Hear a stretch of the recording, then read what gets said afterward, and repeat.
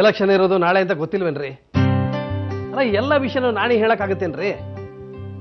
ಯಾವ್ಯಾವ ಬೂತ್ನಲ್ಲಿ ಏನೇನು ಕೆಲಸ ಮಾಡಬೇಕು ಅಂತ ನಿಮ್ಗೆ ಗೊತ್ತಿಲ್ವಾ? ನನಗೆ ಅದೆಲ್ಲ ಏನು ಹೇಳಬೇಡಿ. ನಾಳೆ ಎಲೆಕ್ಷನ್ ಟೈಮಲ್ಲಿ ಬೂತ್ಗೆ ಜನರನ್ನ ಕರ್ಕೊಂಡ್ಬರೋದು ನಿಮ್ಮ ಕೆಲಸ, ಓಕೆನಾ? ಹಲೋ ನಾಣಿ, ಎಲ್ಲಿದ್ದೀಯಾ? ನೋಡ, ಶಿವಪ್ಪನ ಕಡೆಯವರು ಏನೋ ಗಲಾಟೆ ಮಾಡ್ತಾ ಇದ್ದಾರಂತೆ, ಸ್ವಲ್ಪ ವಿಚಾರಿಸ್ಕೋ.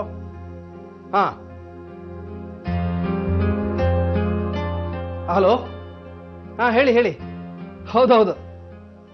ಹಾ, let us face it. Okay. ಹಾ, ಥ್ಯಾಂಕ್ ಯು ವೆರಿ ಮಚ್.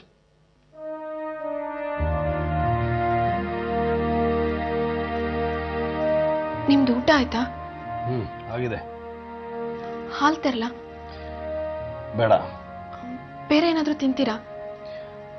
ನನಗೆ ಬಿದ್ಕೊಳ್ಳೋಷ್ಟು ಸುಸ್ತಾಗಿದೆ. ನೀನು ಚಾಪೆ ಹಾಸ್ಕೊಂಡು ಮಲ್ಕೋ. ಲೈಟ್ ಆರ್ಸ್. ಇವತ್ತು ನಿಮ್ಮ ಎಲೆಕ್ಷನ್ ಅಲ್ವಾ ಅಪ್ಪ, ಅದಕ್ಕೆ ವಿಶ್ ಮಾಡ್ಬಿಟ್ಟು ಹೋಗೋಣ ಅಂತ ಬಂದೆ.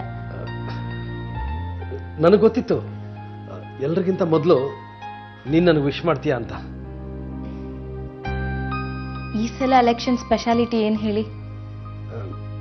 ಏನು? ನೀವೇ ಗೆಸ್ ಮಾಡಿ. ಅಮ್ಮ ಇಲ್ದಿರೋ ಮೊದಲನೇ ಎಲೆಕ್ಷನ್ ನಾನು ಎದುರಿಸ್ತಾ ಇದ್ದೀನಿ. ಅದು ನಿಜ, ಆದ್ರೆ ಇನ್ನೊಂದು ಸ್ಪೆಷಲ್ ಇದೆ. ಸ್ಪೆಷಲ್ಲು ಏನು? ನೀವ್ ಈ ಸಲ ಗೆದ್ರೆ ಅದಕ್ಕೆ ನಾನು ಕಾರಣ ಹಾಕ್ತೀನಿ. ಅದೇಗೆ? ನಾನು ಈ ಸಲ ಫಸ್ಟ್ ಟೈಮ್ ವೋಟ್ ಮಾಡ್ತಾ ಇದ್ದೀನಿ ಅಪ್ಪ. ಓ, ದಟ್ಸ್ ವೆರಿ ನೈಸ್.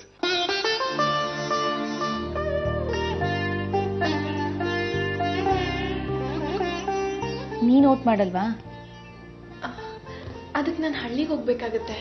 ಹಾಗಾದ್ರೆ ಹೋಗು. ನೀನು ಅಪ್ಪನ ವೋಟರ್ ತಾನೆ, ಅಪ್ಪನ ಜೊತೆನೆ ಹೋಗ್ತೀಯಾ? ಬೇಡ ಬೇಡ, ಅವಳು ಬೇರೆನೆ ಬರಲಿ. ಭವಾನಿ ಅಮ್ಮಂಗೂ ಈ ಮದುವೆಗೂ ಏನೋ ಸಂಬಂಧ ಇದೆ ಅಂತಷ್ಟು ಗೊತ್ತಾಯ್ತು. ನನಗೆ ಹೇಳಿರ್ಲಿಲ್ವಾ ಪರಶು?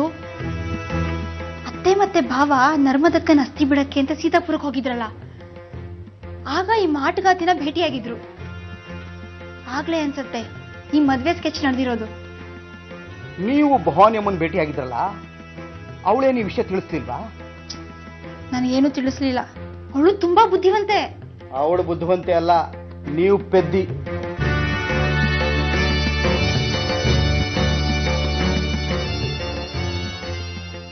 ನಾನು ಸೀತಾಪುರಕ್ಕೆ ಹೋಗ್ತೀನಿ, ಅವಳನ್ನ ಕಂಡು ಬರ್ತೀನಿ. ನನಗೆ ತುಂಬಾ ದಿನದಿಂದ ಒಂದು ಕನಸಿದೆ, ನಮ್ಮ ಅಪ್ಪನ ಕರ್ಕೊಂಡು ಕಾರಲ್ಲಿ ಹೋಗ್ಬೇಕು ಅಂತ. ಈಗ ಅದೆಲ್ಲ ನಿಜ ಆಗ್ತಾ ಇದೆಯಲ್ಲ? ಹಾಗೆ ಇವತ್ತು ನಾನು ಹೋಗ್ತಾ ಗಣೇಶನ್ನು ಕರ್ಕೊಂಡು ಹೋಗ್ತೀನಿ. ಅವನಿಗೆ ತುಂಬಾ ಖುಷಿ ಆಗುತ್ತೆ.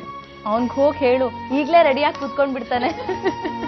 ನೀವಿಬ್ರು ಹೀಗಿರೋದ್ ನೋಡಿ ನನಗೆ ತುಂಬಾ ಸಂತೋಷ ಆಗ್ತಾ ಇದೆ. ನೀವ್ ಯಾಕೆ ಯಾವಾಗ್ಲೂ ಹೀಗೆ ಹೇಳ್ತೀರಾ ಅಂತ ನನಗ್ ಗೊತ್ತು. ಸಾವಿತ್ರಿ ಅಪ್ಪನ ಹೆಂಡತಿ ಇರಬಹುದು, ಆದ್ರೆ ನನ್ನ ಅಮ್ಮ ಆಗಕ್ ಯಾವತ್ತೂ ಸಾಧ್ಯ ಇಲ್ಲ. ಅವಳು ಬರೀ ನನ್ನ ಫ್ರೆಂಡ್ ಅಷ್ಟೇ, ಜಸ್ಟ್ ಫ್ರೆಂಡ್. ದಯವಿಟ್ಟು ಇದನ್ನ ಮತ್ತೆ ಮತ್ತೆ ಹೇಳ್ಬೇಡಿ. ಇದರಿಂದ ಯಾವ ಬದಲಾವಣೆನೂ ಆಗಲ್ಲ. ಇರೋ ಫ್ರೆಂಡ್ಶಿಪ್ಪು ಹಾಳಾಗಿ ಹೋಗುತ್ತೆ. ನನ್ನ ಮದ್ವೆ ಆದಾಗ್ಲಿಂದ ನಿಮ್ಗೇನೋ ಆಗ್ಬಿಟ್ಟಿದೆ. ಕೇಳಿದ್ರು ಏನು ಹೇಳಲ್ಲ. ನಿಮ್ಗೆ ಯಾವ ಚಿಂತೆ ಕಾಡ್ತಿದೆ? ನನ್ನ ಬಾಯಿ ಮುಚ್ಚಿಸ್ಬಿಟ್ಟಿದ್ದಾರೆ. ಅದು ಅಲ್ಲದೆ ಅದನ್ನು ತಿಳ್ಕೊಳ್ಳೋದ್ರಿಂದ ನಿಮ್ ನೋವು ಜಾಸ್ತಿ ಆಗುತ್ತೆ ಸಾವಿತ್ರಿ. ಅದ್ ಎಷ್ಟೇ ನೋವಾದ್ರೂ ಪರವಾಗಿಲ್ಲ ಅಣ್ಣ, ನಾನ್ ತಡ್ಕೋತೀನಿ. ಆದ್ರೆ ನೀವೊಬ್ರೇ ಹೀಗೆ ನೋವು ಅನುಭವಿಸ್ಬೇಡಿ. ಅದು ಬೇಡ. ನಿನಗೆ ವಿಶ್ವನ್ ಬಗ್ಗೆ ಎಲ್ಲ ನಿಜ ಗೊತ್ತಾಯ್ತಲ್ವಾ? ಅಣ್ಣ, ಮತ್ತೆ ಅವನ ಹೆಸರೆತ್ಬೇಡಿ. ಅತ್ತೆ ನನ್ಗೆಲ್ಲ ಹೇಳಿದ್ದಾರೆ. ಇನ್ಯಾವತ್ತೂ ನಾನು ಅವನಿಗೆ ಕ್ಷಮಿಸಲ್ಲ.